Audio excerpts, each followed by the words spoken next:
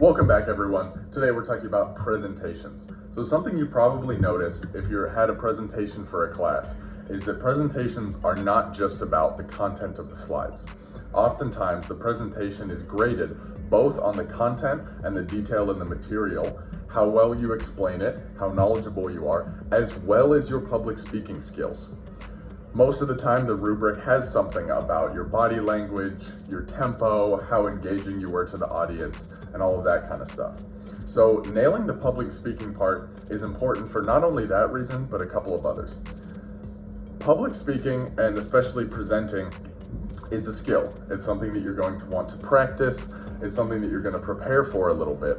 However, even if your teacher has a rubric that does not contain the public speaking elements, you're likely still going to get a better score being a better presenter. It's one of those effects where you seem more knowledgeable about the material if you're confident and coherent in the way that you present it. So a step I really like to recommend, and I use myself, is that I tend to dress up for presentations. Even if there's no formal attire required for a presentation on a rubric, it's still often helpful. Not only do you look more professional, I feel that you're often more confident and capable of explaining your ideas, and it kind of puts you in that zone that you're presenting, you're doing something formal and that requires a lot of attention. This also works in a team, and I would actually recommend to get the entire team on board and have all dress in roughly the same level of formality. You know, maybe it's not a full suit, but maybe it's a button down and khakis or something like that.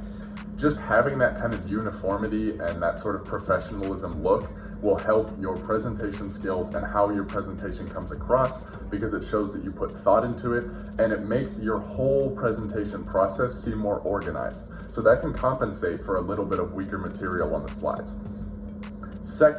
The second thing to consider is body language and tempo.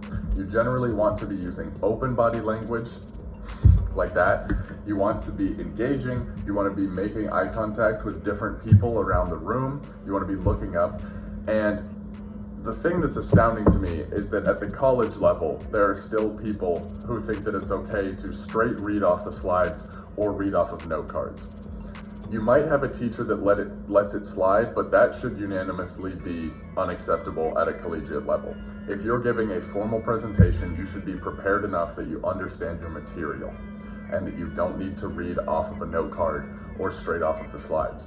You can look at the slides, and something that I often do to sort of make up for any gaps is you will simply direct people to the slides.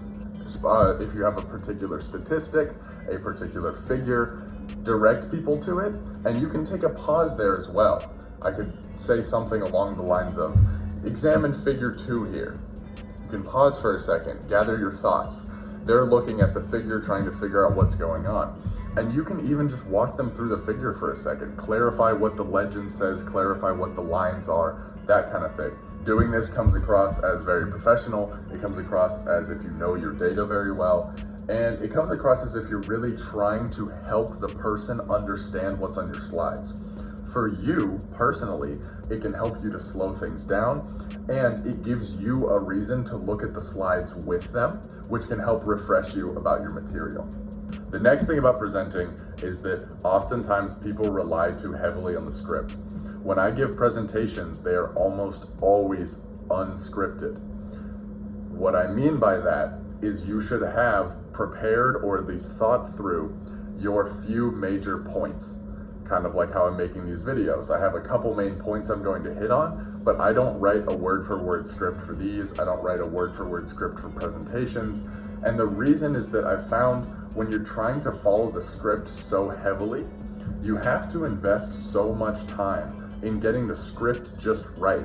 And if you get off track, if something distracts you, if something comes up, it's often really hard to get back on track, because you have to find exactly where you were and then think about what exactly the next line was supposed to be. I've seen it a lot. Someone gets off track, then they have to restate something exactly. That generally looks really, really bad, because it shows the audience that this is completely scripted. And again, that makes your presentation weaker, not only in that you're not as confident and good at presenting, but also in that you don't trust yourself to know the material well enough to just present. it kind of breaks that illusion of preparedness if you have to restate exactly your sentence to get you back onto the script.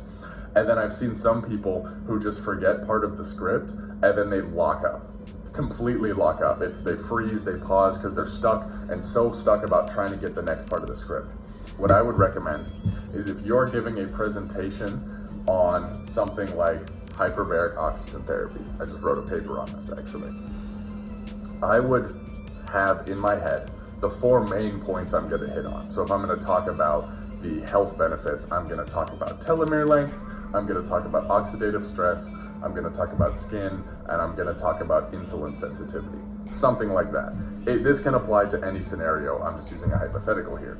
And I would go into a presentation with some slides, some figures, have some charts. They should be more visual than words. Do not overcrowd your presentation slides, because what that does is either someone has to sit there reading it, staring at it, and they're not listening to you, or they're listening to you and they're just not going to read the slides. So it doesn't actually help you to cram a bunch of words on the slides.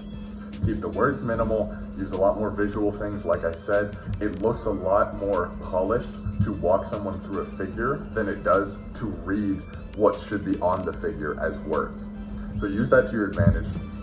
So what I would generally do is have my 4 points in mind, have a slide or 2 on each of them with some figures, and I know the general main points I'm going to hit, such as the telomere length increased in the age population that they studied with, and something like that. And you kind of just go through the presentation flowing from one point to the next. Again, this is a skill you're going to have to practice, but I recommend practicing without a set speech. Practice freestyling, practice coming up with things next, practice tying your topics together. And oftentimes you'll end up with much better presentations that look much more polished. You'll be more confident, and confidence shines especially when public speaking. Confidence is key here. So dress up for your exams. I recommend not having a speech completely set out. Know your material and practice the skill. And I hope your presentations go very, very well. Build up that confidence and it should help you a lot. This is Pro Gay Knowledge. Thank you guys so much, and I'll see you next time.